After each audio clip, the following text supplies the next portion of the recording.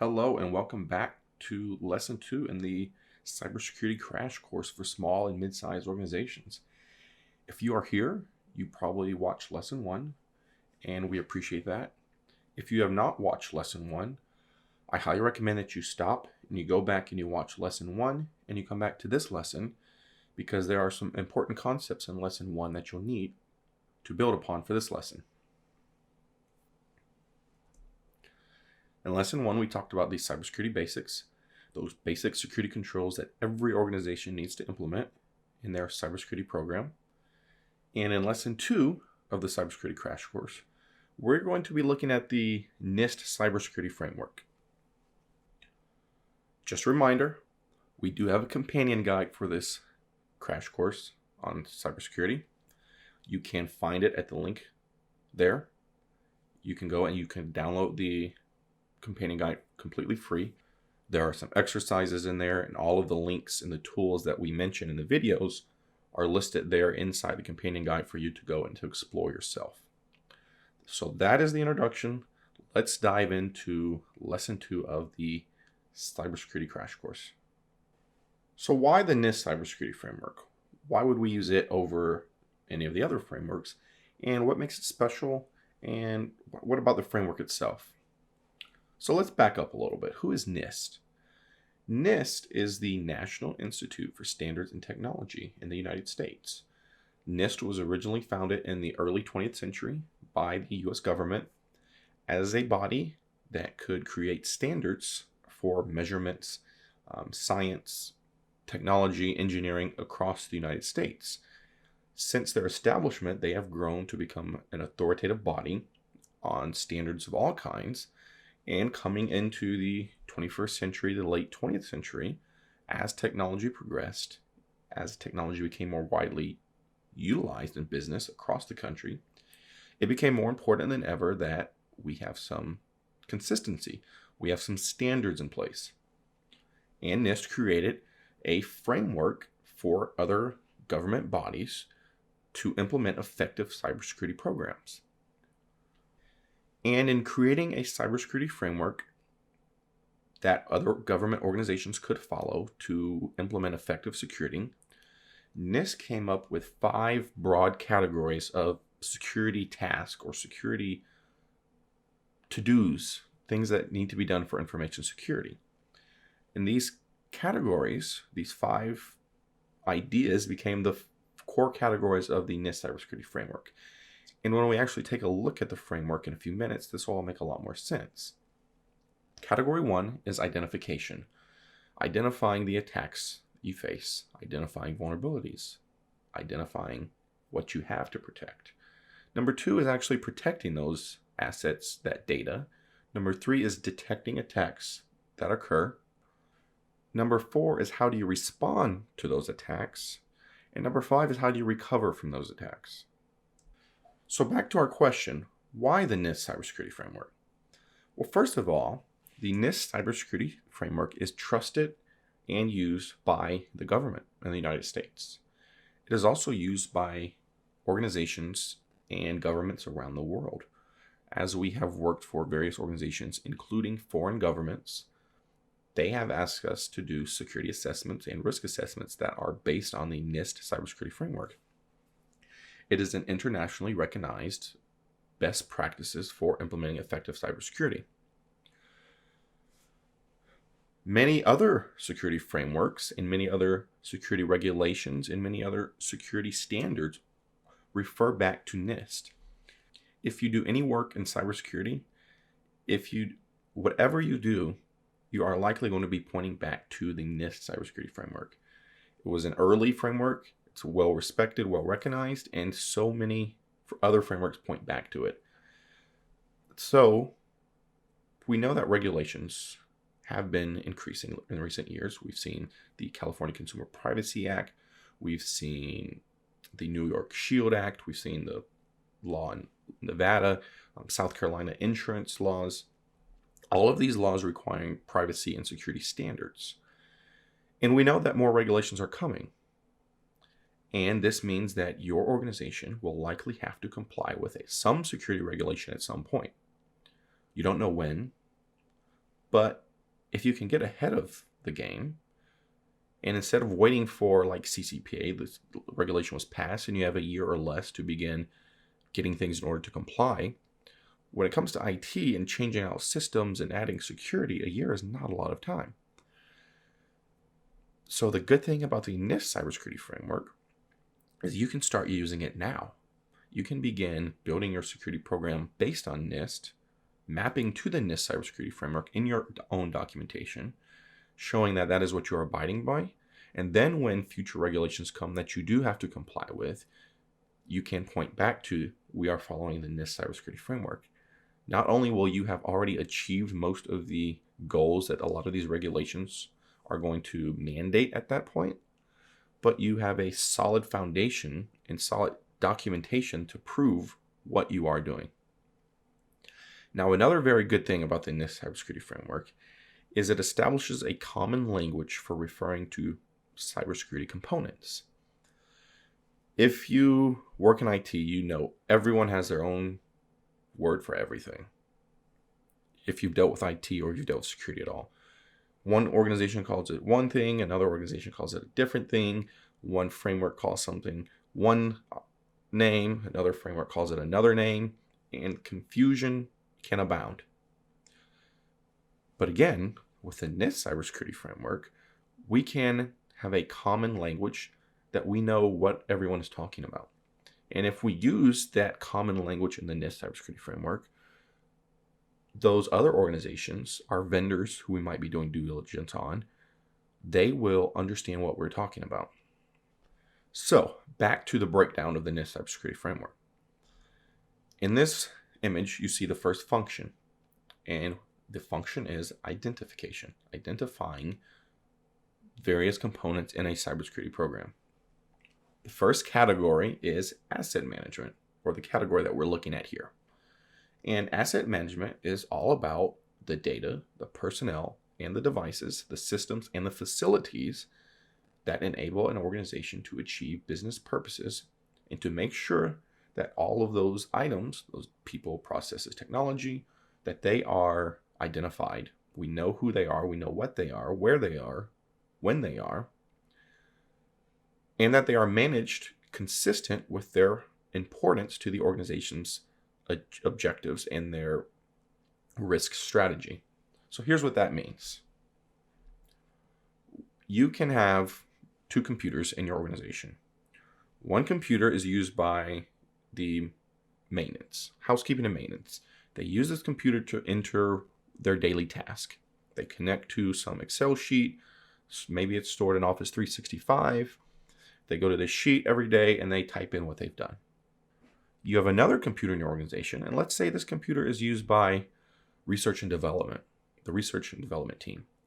And they are wanting to gain insight on who is using your product or who is using your service. So they have a database of all of your clients, and they're running some reports on various data.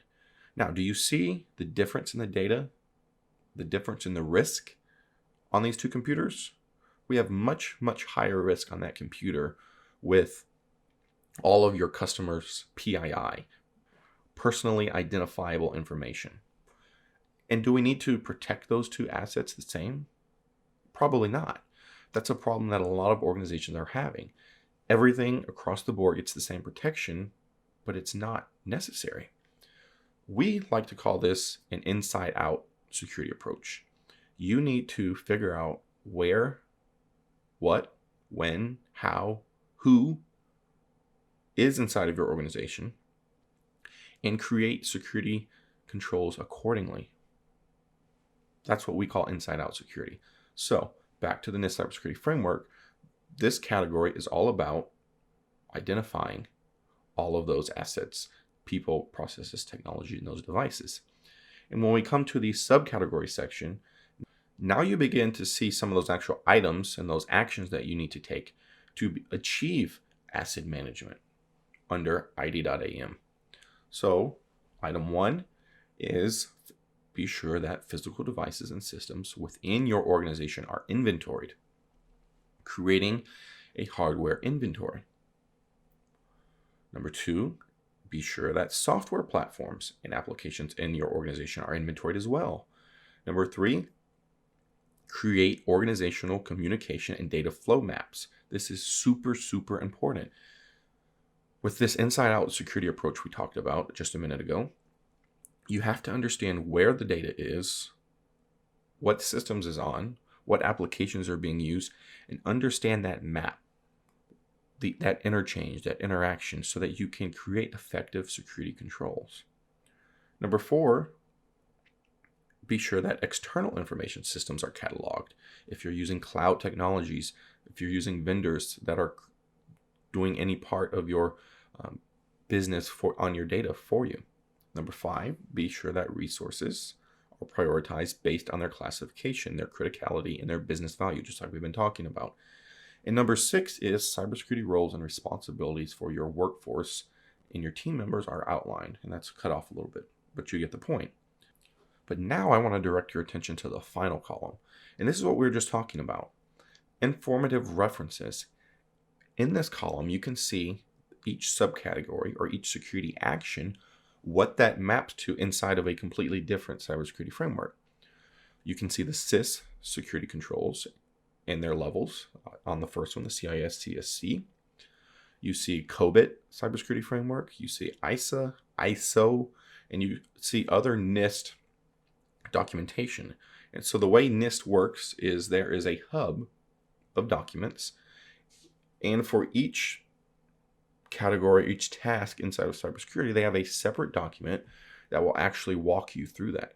And I highly recommend that you go and you take some time and you dig through all of these. They have some great tips and strategies and security references that you can use inside of them. So let's take a minute and briefly look at the structure of the NIST Cybersecurity Framework, and then we'll actually get into each category and talk about some of the items in them. And the NIST Cybersecurity document is available on their website. You can download it there. The link is provided inside of the accompanying guidebook for this lesson, which we showed you the link. I'll show it again.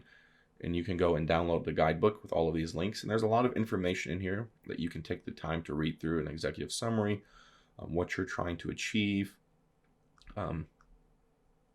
Lots of great information in here. We're going to go ahead and jump straight to the framework itself. And again, here you can see how it's broken down, those core categories, subcategories, and the informative references. And we have functions, categories, subcategories. And they talk about each of those a little bit. And there is, I should mention, there is an Excel version that goes along with this if you are interested in that. If you want to keep any kind of notes in there, you can get the Excel version. Here is the NIST Cybersecurity Framework core. And this is what I want to show you. These are broken down in much more detail right here. But right here you can see a good overall view of what this is all about. We have the identify function. We have the protect function, detect, respond, and recover. And then inside each of these, we have categories: asset management, your business environment, governance and compliance, risk assessments, risk management, and supply chain risk management.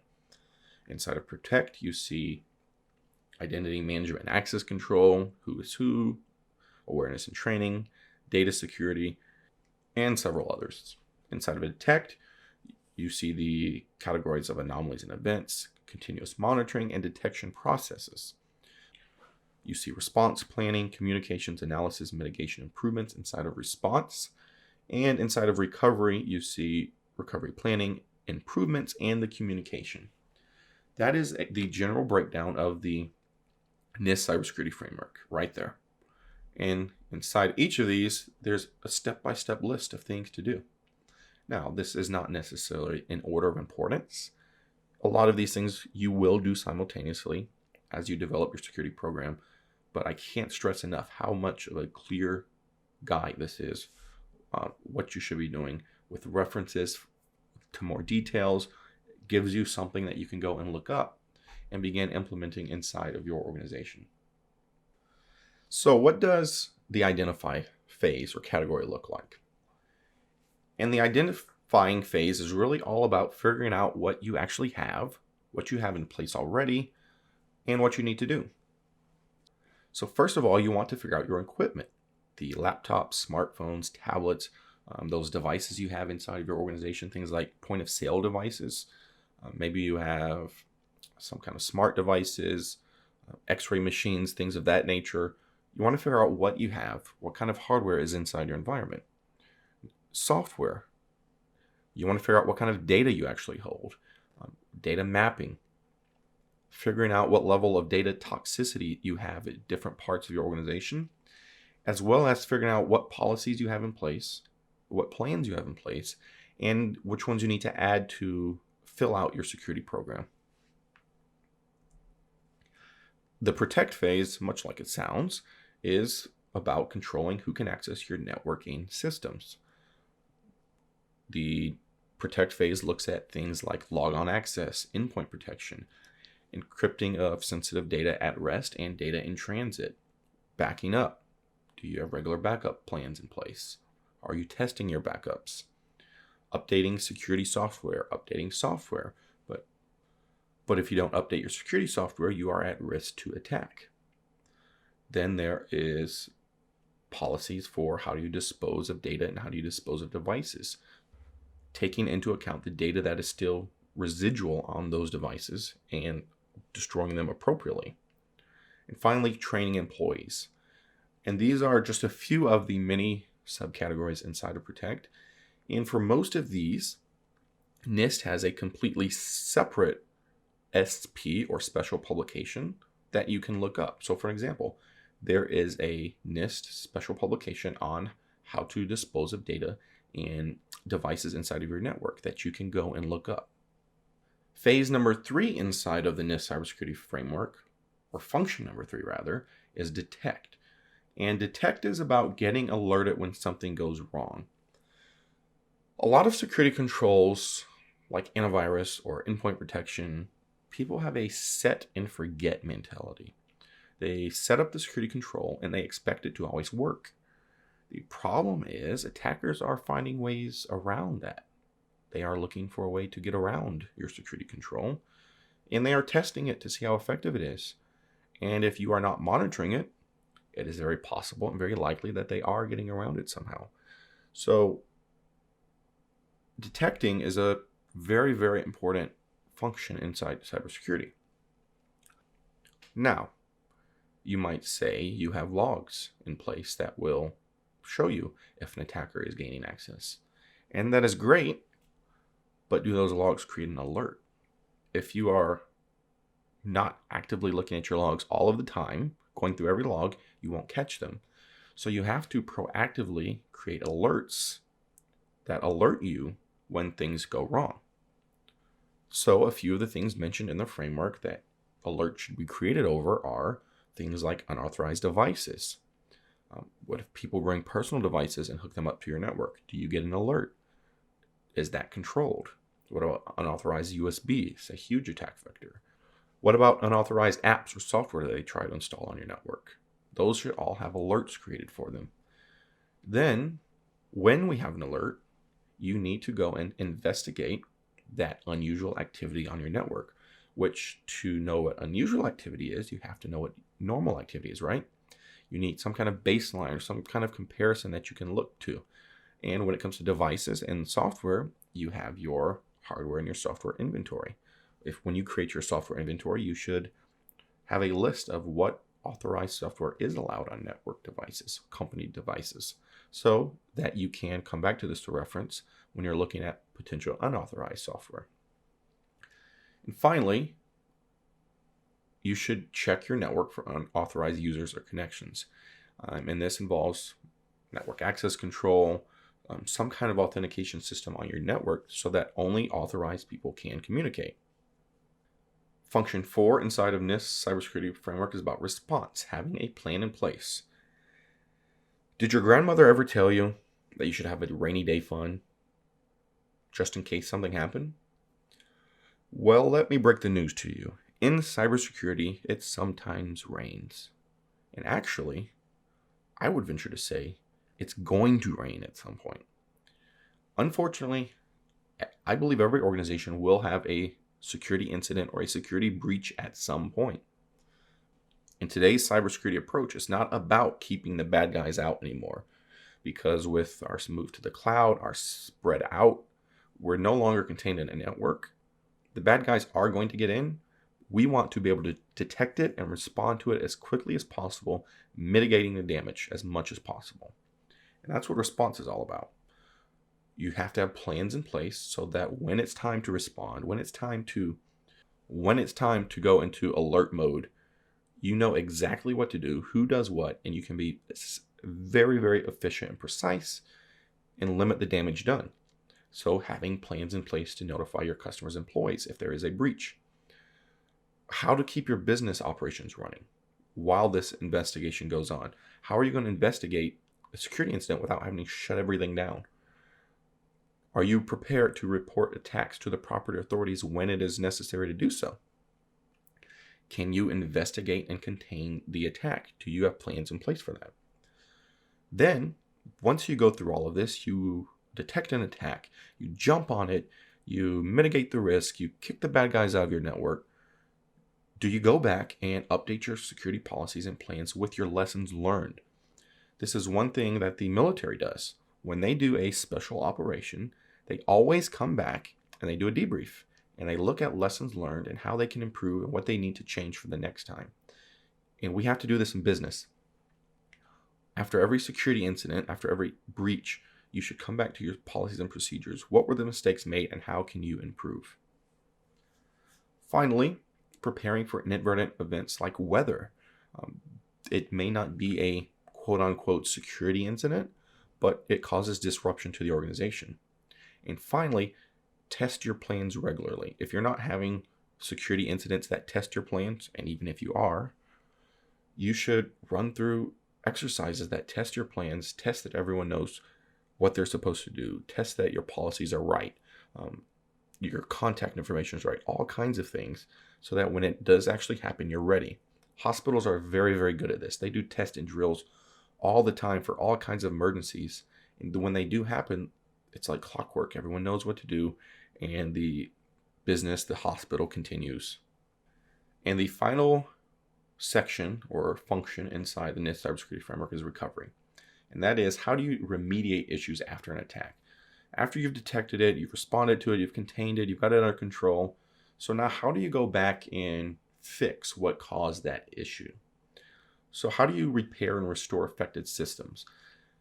How do you know that attackers don't have back doors?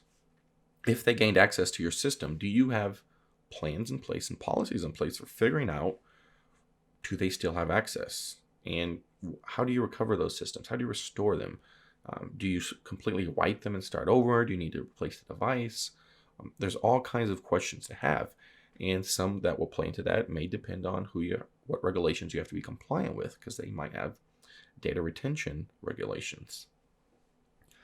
Under recovery, you need to look at, how do you control reputational damage? Of course, this is an unseen effect of security incidents. They can have reputational damage. And finally, do you keep employees and customers informed of your response and recovery activities?